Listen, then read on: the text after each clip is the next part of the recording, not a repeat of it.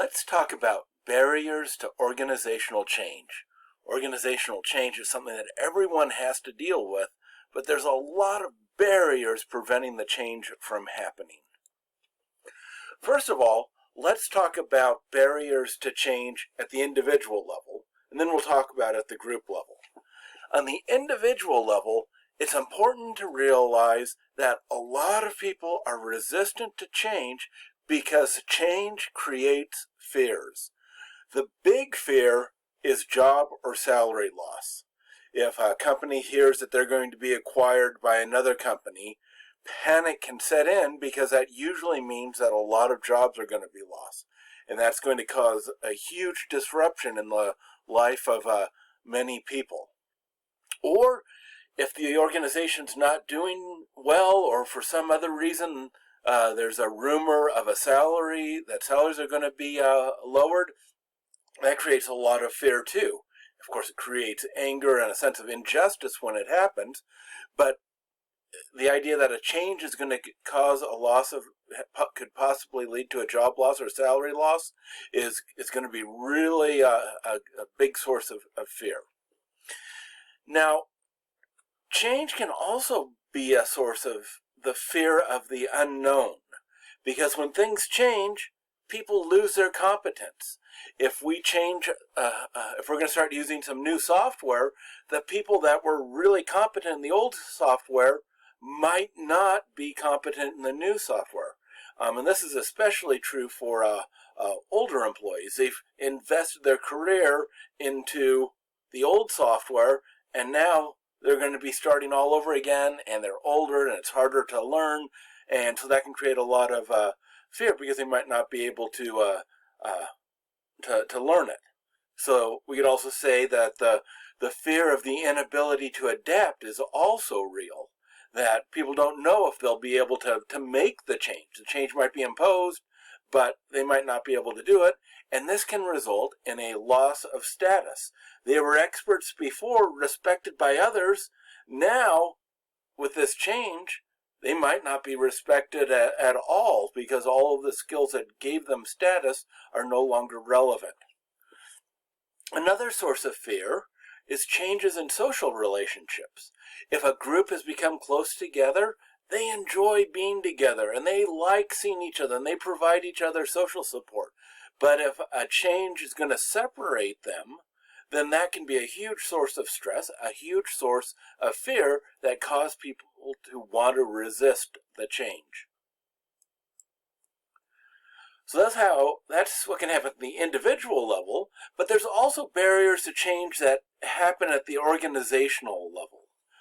And a lot of this occurs because organizations are systems. There's what's known as structural inertia. So an organization is designed to be stable. If something happens, if sales go down, or if the competition introduces a new product, the company is designed to be able to handle that, to continue to come back to a point of equilibrium so that things aren't too affected. This point of equilibrium, this process of stabilizing, is called homeostasis in systems theory. So, the system is designed to be resistant to change, and that's what happens a lot of times. Somebody in authority institutes a change, and people just adapt and work around it, and it really doesn't have any of the desired outcome that it wanted because people work to keep on doing what they had been done before. So that's structural inertia when it happens on a company-wide level, but also you have team inertia, where just if some new change is introduced to a team, everybody might say, yeah, we're going to do it, but no, nobody's not going to do anything different. They know that what they do works good enough, and so the attempt to introduce a change doesn't occur. Another organizational level barrier to change is that there can be threats to the power balance. People generally want power, and if there is any threat that risks taking some of their authority or power away and giving it to somebody else, they're going to resist that. Now, some people will say, oh yeah, I'll give up my responsibilities, my authority, my power for the good of the organization. But others are more concerned about their own good and their own status and their own power, and so they will work hard to resist anything that will take away their power. And then past unsuccessful change efforts are also a big barrier to change. Yeah, we've done this before. We have these changes proposed every year. Yeah, this is just a bunch of new buzzwords. Let them talk about it. Let the people in charge get all excited about it. We'll act like we'll do something different, but we know how to do our job. We'll just keep doing what we are supposed to do. So past unsuccessful change efforts can also be an organizational level barrier to change. So if a change needs to occur for an organization to stay competitive, for an organization to grow, for an organization to adapt to its environment, what are some strategies for lowering the barriers to change? One is the people at the highest level of the organization need to get buy-in from the different power holders in the organization. They can't just get buy-in from the lowest level, but they've got to get buy-in from the people that are powerful. The people that are powerful have to see what the advantage of making these changes are. So leaders should focus on getting buy-in from powerful people. And that could be a team leader needs to focus on getting buy-in from the most influential people in the team. So you always need to focus on the most influential people, get them to agree that the change is good before getting everybody to agree. You need to provide information to reduce fears and justify the change.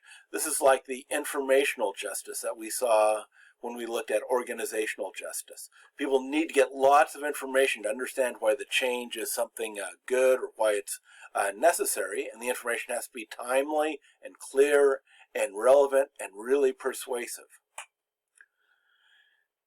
The leader should always be getting employees' inputs before the change and during the change process so that communication can stay open and any additional changes that need to be made can be made, and that the employees continue to have a sense of worth as they're being listened to.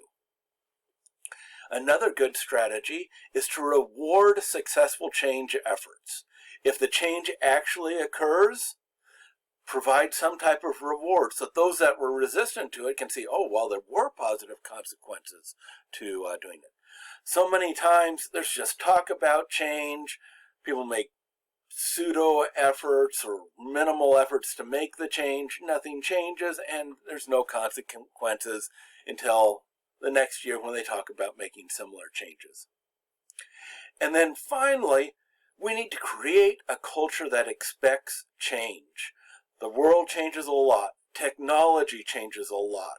Organizations are going to need to change, and this needs to be continually communicated before any emergency situations or any painful changes need to be made. It needs to be part of the organization's culture so that they can continually adapt to all that's happening around them.